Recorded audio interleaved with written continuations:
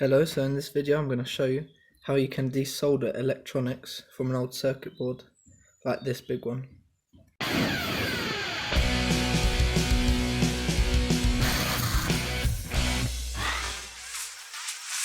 So I'm going to show you on this little circuit board here, as it will be easier to kind of flip it between forward and back quickly so that you can all see clearly what I'm doing. And then of course you will need a soldering iron, and that is it to do this. So once you've waited for your soldering iron to come up to heat, you can then start to desolder. So I'm going to show you first this blue wire we're going to take off here. So you look for the metal dot on the other side that corresponds to that one.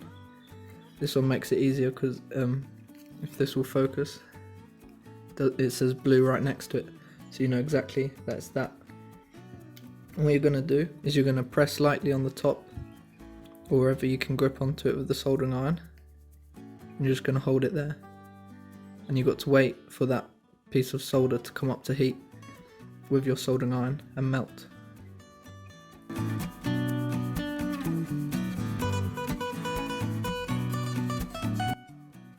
There, it's starting to melt a bit, and there, as soon as it's melted you apply a bit of pressure on the wire and it will slip right out. And now let's go for something else. So over here we got microcontroller or whatever, and here are some capacitors and then resistor there, and like a Zener diode here. So let's say we want to take this capacitor here. So this is going to be more complicated because it's right in the middle. So first we've got to see what wires it has. So it's labelled on this side as C16, so we could look if it says that anywhere on the other side. And I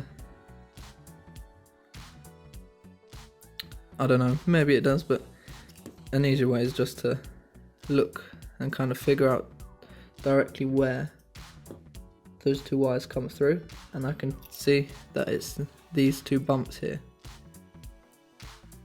So what I'm going to do, since they're close together, you can hot touch them both at once by placing the soldering iron right in the middle.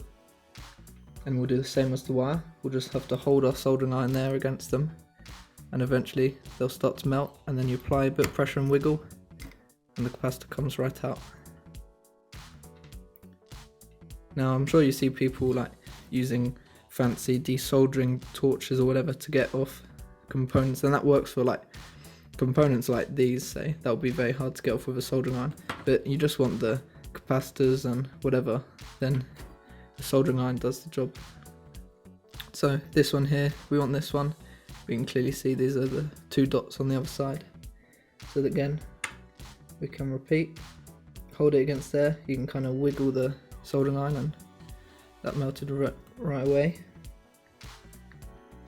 It's just got a bit stuck there, and it's come out again, you see. And then put these capacitors aside, and there's always interesting small circuit boards you can make with them.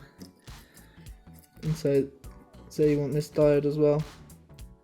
Now this diode, because there's not really much to hold on to, it's just wire, and because you're touching the wire with this, the wire will get hot, of course. So you want to use, say, a screwdriver, and put it in the loop of wire, and then you can kind of pull back on the if I can hold this, pull back on the screwdriver gently, and then at the same time we can touch these two joints. There's one side come through, and there's the other side. And you see, there is it. Oh, there it is, sorry, correct grammar. Okay, now I'm gonna quickly try and take this part off, just to show you how you'd say take something off where it's not just two connections. So you see each of these is a dot on the back here, so I'm just gonna try with that. So what you'd do is take a screwdriver, flathead screwdriver, and you push it in behind, and then on the screwdriver, all while you're trying, you just apply a bit of force to the top and just wiggle it a bit. And then you're going to take the soldering iron and you're going to try and hold it flat against the dots, and then slowly one side to the other, you can wiggle it.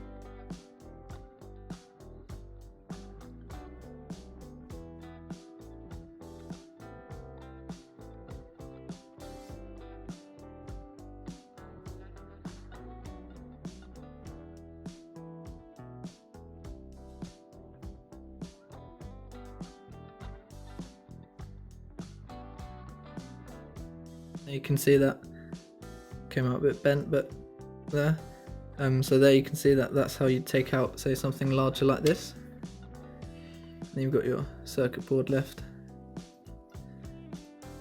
like that, and of course you can reuse the circuit board if you want. I mean, you probably couldn't if you take everything off it, but say you just wanted to replace one of these or one of the capacitors. I've replaced capacitors on old TVs to like fix the screen or whatever. You just do the same thing, and then in an upcoming video I'll show you how to solder new electronics onto circuit boards. Thanks for watching this video, hope you subscribe.